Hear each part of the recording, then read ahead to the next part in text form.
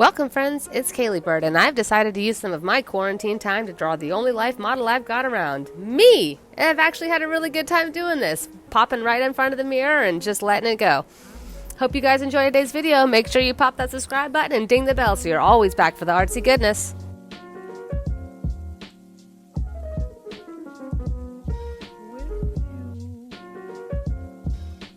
You can find more information about all the materials I'm using today, as well as links to purchase your own. Any purchases through my special links helps to support this channel, so thank you so much.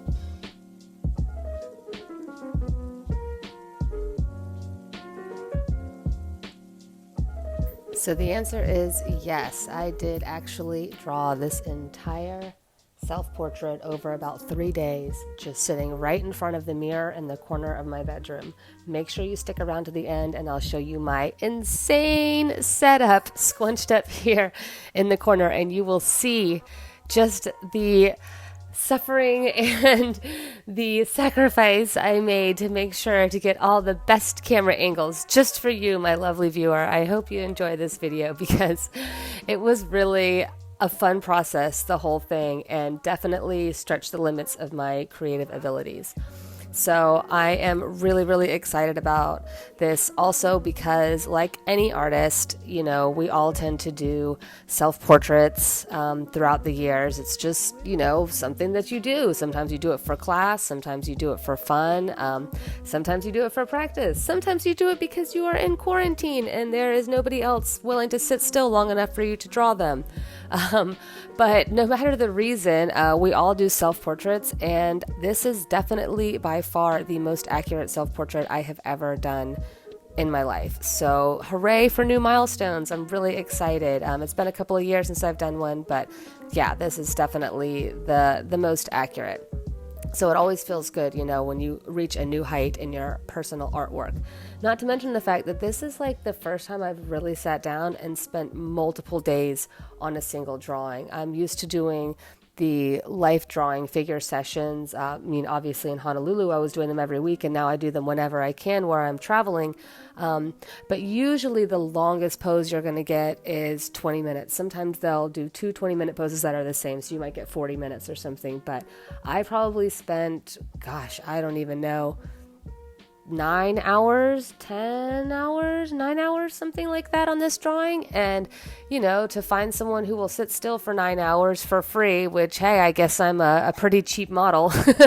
But to find someone to sit still for that long is, it's really nice. It's fantastic. It's a wonderful exercise. And this was kind of crazy too, because you know how normally you're able to look at your model and use your drawing instrument to kind of map out where they are, or you hold your arm at an extension so you can see, you know, the diagonals and the shapes and that kind of thing with your instrument. You know, you close one eye and kind of use it. Well, you can't do that when you're doing a self-portrait. Like, you really have to stay quite still. You have to really do all of the measuring with your eyes. So it was a challenge in all ways, but I loved it.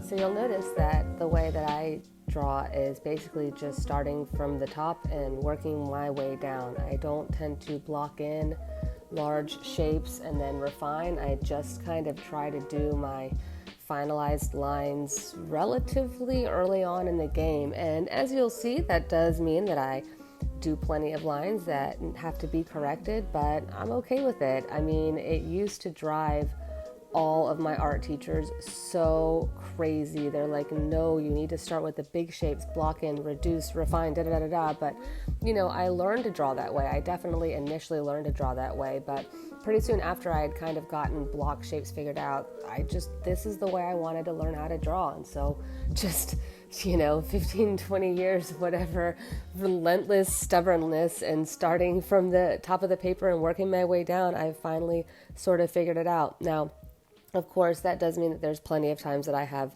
lines that I have to erase, as you just saw, and places that I have to correct. So I would give the advice that if you want to learn how to draw correctly, whether it's blocking in or from the top down, you just have to have the relentless ambition to correct yourself. I don't know how else to put it, but I always correct myself. Always. If I notice that there's a problem, now I'm not saying that my drawings are always perfect, but if I notice a problem, if I can see an issue, I correct it. It doesn't matter how far I've gotten, how much I've done, how much detail I've already put in. If I step back and I'm like, oh my gosh, I did that wrong, guess what? I'm going to erase it and I'm going to do it again. And the reason being that the more you're willing to correct yourself, eventually, the less you're going to have to.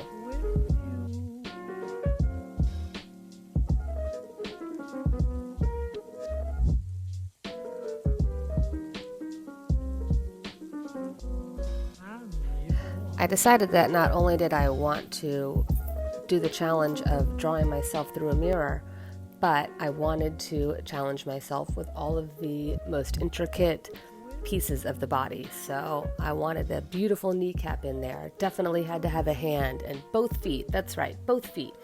Because there's no way you're ever going to get better unless you challenge yourself. And personally, I actually love drawing hands and feet. I think that there's so much expression. There's so many interesting little twists, turns, knobs, curls.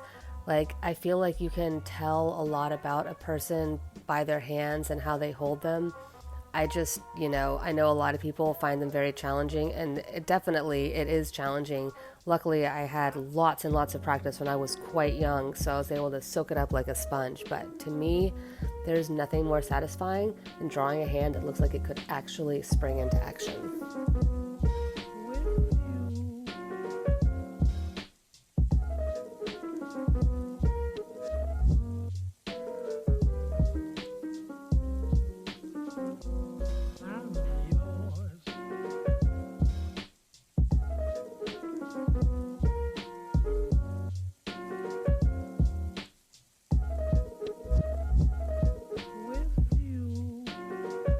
I don't know if you've ever worked with a Stabilo Carbothello pastel pencil before, but this is one of my favorite instruments to draw from. They are so smooth and so creamy, but yet so pigment rich, and they just look so good on this beautiful toned tooth paper along with my signature bright white. I just love drawing like this, and I wish that I knew what kind of paper this was. Unfortunately, I snagged a bunch of sheets from an art store a while ago and just found this one in the cache. So unfortunately, I don't know the brand of this paper, but really any nice toothed toned paper works really well with these Carbothellos. I highly recommend you snag a few. They have them in every color of the rainbow, and they are just a dream to use.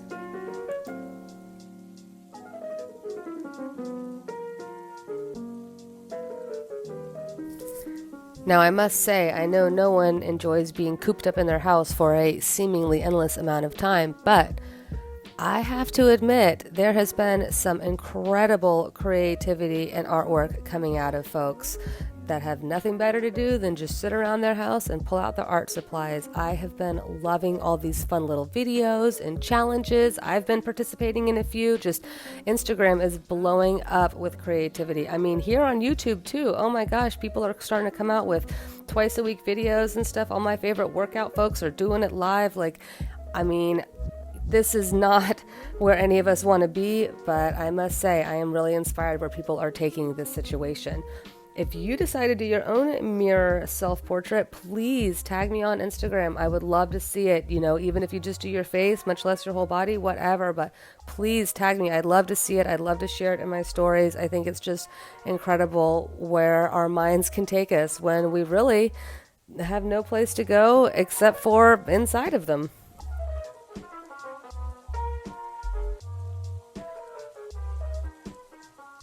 So once I had pretty much wrapped up the figure, it was time to bust out the ruler for a little assistance so I could get the actual drawing board in there. I feel like I'm almost creating an MC Escher-esque portrait where I'm drawing inside of myself where I'm sitting. It was really fun though, and just a little stool so I make sure I'm not floating in space. What you think, guys? Not too shabby. And as promised, here's the crazy filming situation in the guest room where I'm staying at my parents' house.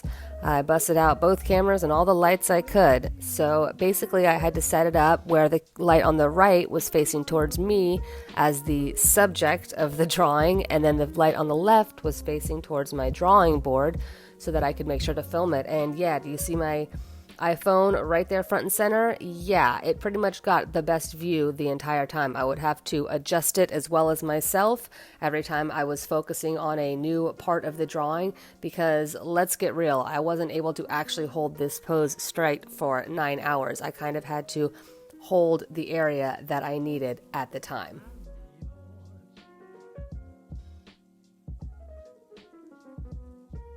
So what do you think at the end of the day? Not too bad, huh? I had so much fun doing this project with you guys. Make sure you pop that subscribe button and ding the bell. I will see you very soon. Bye!